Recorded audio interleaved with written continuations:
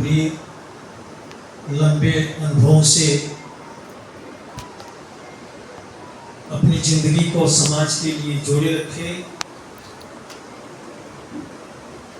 मुझे लगता है कि इस उम्र में भी अब तक 7 से 8 बार खलीलपुर के प्रधान रहे, उम्र में भी और सीनियरिटी में भी हमारे असना विधानसभा में सबसे ज़्यादा सीनियर आप और पूर्व प्रधान प्रमुख चिलकर आदरणीय योगेंद्र सिंह जी, थोड़ा सा वो आपसे ज़्यादा कमजोर है, थोड़ी शरीर आने को उनकी इच्छा है, देखिए क्या करते हैं। केवल 2 धोती कुर्ता वाले लोग इस विधानसभा में बचे हैं जो राजनीति से जोड़ करके रखे, और धोती कुर्ता में विचार भी अलग था। आप लोग अध्ययन करिएगा, हमारे बाप दादा भी धोती कुर्ता पहनते थे, हमारे विचार में उनके विचार में बहुत अंतर है। वो गरीब हो सकते हैं, उनकी धोती प्रेस नहीं होती थी और कुर्ता, घर पर तो गंजी में ही रहते थे, बिना गंजी में भी रहते थे। एक जूता घर में कई भाई पहन कर जाते थे, बारात सिफारिश लगाते थे कि इस बारात में हम चले जाते। और भारत का संयुक्त परिवार जिसमें भाइयों का अद्भुत प्यार, जिसमें नाती पोता दादा दादी से भरे हुए संयुक्त परिवार, आज घर खंडहर हो गए हैं।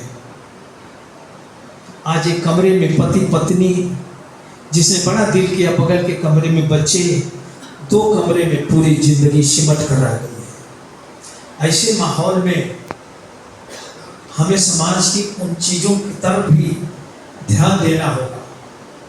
कई बार से मैं अपने विचार को, अपनी बात को, क्षमा करेगा कोई, कभी किसी अपने ढंग से व्याख्या कर लेते होंगे, लेकिन मैंने पूरी कोशिश मेरी रहती है, मेरी एक बात समाज और राष्ट्र के हित में जाए। मेरी एक बात कमजोर, लाचार, बेबस, पीड़ित, जुर्म से कड़ा रहे लोगों के साथ खड़े होने की प्रभु आशीर्वाद और ताकत दे। पूरी जिंदगी इसी रास्ते पर लेकर के आया, कोशिश यही रहता है कि हमसे कोई गलती ना हो जाए। मैं डरता हूं केवल एक चीज से, हमसे कोई गलती ना हो जाए, वरना हम किसी से डरते उड़ते नहीं है। न मुझे किसी पद की लालच है, न मुझे किसी वैभव की लालच है। मेरी छोटी सी मर्यादा है जो आप सबकी दी हुई है, उसको अक्षुण्ण रखना और उसको बेहिसाब ढंग से मैं उसकी ऊंचाइयों पर ले जाना चाहता हूं। बीच में थोड़े दिन के लिए मेरा पार्टी से अलगाव हुआ था, उसके भी कारण कई बार स्पष्ट किया मैंने आपसे। कभी मांगने किसी से नहीं गया, नहीं, कुछ कारण था। कार्यकर्ता के लिए हम 302 के मुलजिम हैं। मेरे साथ कई लोग हैं जो कार्यकर्ता के सवाल पर, गीता शरण सिंह हैं, उधर राम प्रताप वर्मा हैं, 3 लोगों को मैं देख रहा हूं कि उसमें से आए हुए हैं लोग जो एक पिछड़े वर्ग के कार्यकर्ता की मर्यादा पर, जिसके ऊपर हिंसात्मक कार्रवाई हुई थी, पुलिस ने 308 कई घंटा बाद होश में आए थे, वो 308 बनता है उस पोजीशन में, धारा को लगाया और फिर सरकारी दबाव में समाजवादी पार्टी के उस धारा को बदल दिया। फिर मैंने कहा कि अब सिफारिश नहीं होगा, संघर्ष होगा। और 11 मार्च को बैठक डगरा डक बंगला को बुलाई और प्रार्थना किया, अनुरोध किया, जैसे आप लोग आए हैं। हम बिना आप लोगों को विश्वास में लिए जीवन में कुछ भी काम नहीं किया हो, और अपने लिए कभी आपको सड़क पर नहीं उतारा, न कहीं जमीन कब्जा करने के लिए, नहीं किसी की पिटाई करने के लिए, नहीं किसी की दुकान लूटने के लिए। हाँ, प्रशासन से टकराने के लिए आपसे प्रार्थना करता हूं कि वक्त आ गया है, अब 2-2 हाथ होना चाहिए।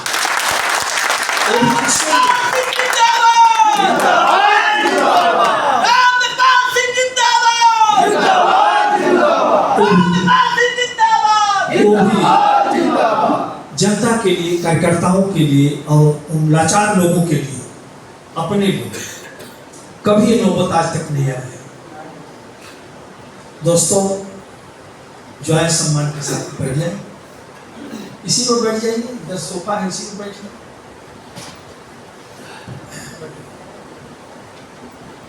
तो मैं आपसे इतनी जिक्र किया, जानना जरूरी है।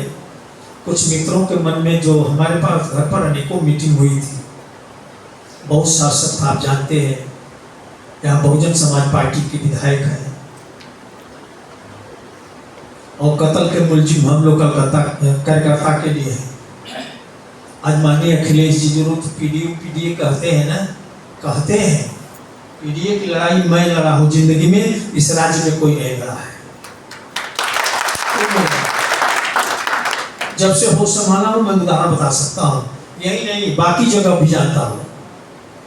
आज जो 302 के मुलजिम हम लोग, मैंने कहा 3 लोग हैं इस हाल में, अभी 1-2 लोग आ रहे होंगे, रास्ते में होंगे। एक कार्यकर्ता जो पीडीए का कार्यकर्ता है, उसके लिए हम लोग 302 के मुलजिम हैं। गए थे न्याय मांगने और लाठी गोली का सामना करना पड़ा। 2 लोगों की जान भी गई, 2 दर्जन के आसपास लोग गोली भी खाए, कई सौ लोग लाठी डंडे खाए और हमें लोग 302 के मुलजिम बनाए गए। इसके बाद कुछ लोग कहते हैं ये सरकार तानाशाहों की है। मैं पूछना चाहता हूं, कौन सा तानाशाह? जो गोली चलाए वो तानाशाह कि जो गोली खाया वो तानाशाह? गरीब के लिए हम लोग 302 के मुलजिम है। मैं एमएलए था उस समय, हम लोग 3 महीना पत्थर के चौतरे पर सोए आजमगढ़ जेल में। कौन एमएलए सोता है? मैं आपसे कहना चाहता हूं, पूरे 5 साल का कार्य भी बचपन से तो लड़ी रहा था, वो भी जंग का मैदान ही में तब्दील हो गया। यहाँ पर सारे लोग बैठे हैं, मैं कहीं से बताना चाहता हूँ, मेरी जीवन पद्धति और दिनचर्या आप जानते थे। जब मैं एमएलए भी था तो मेरे पास एक रसना में रहता था बाबू अवधेश सिंह, जो जाम वाले हैं प्रिंसिपल साहब, उनके मकान में हमसे किराया नहीं लेते थे। और आदरणीय चंदीप सिंह जी ब्लॉक प्रमुख, एक कमरा उन्होंने दिया था अपने मकान, उसी में हम लोग रहते थे। न मेरे पास फ्रिज था, एमएलए था, न मेरे पास टीवी थी, न मेरे पास एसी थी, न मेरे कमरे में कूलर था। एक सामान्य जिंदगी थी और रूम था, ऊपर वाला फ्लोर तख्ता भी था।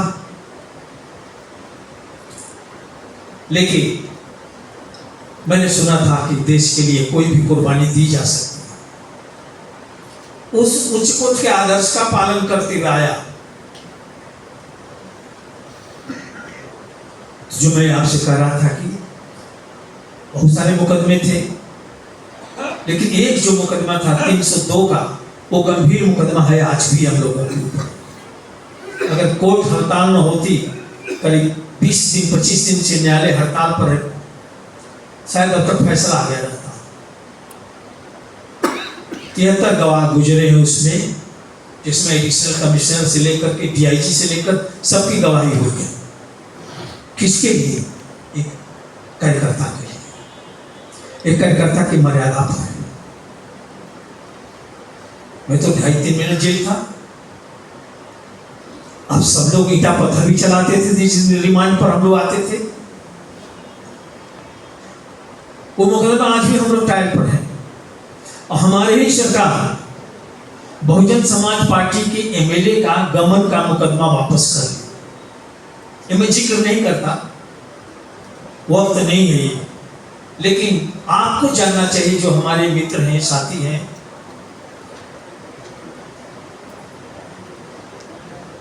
तो गबन का मुकदमा, उसमें धारा लगती है 419, 420, 467, 462। इन सब धाराओं में आजीवन कारावास की सजा है।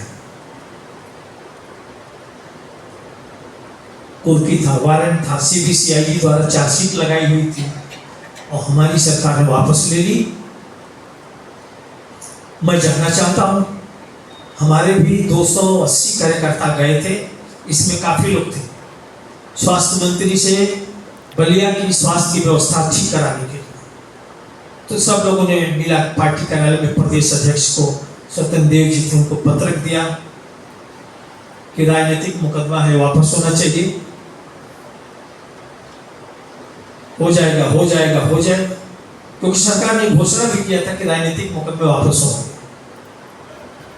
मुकदमा वापस नहीं हुआ, लेकिन बीएसपी के एमएलए का मुकदमा जरूर वापस हो गया। मैं जानना चाहता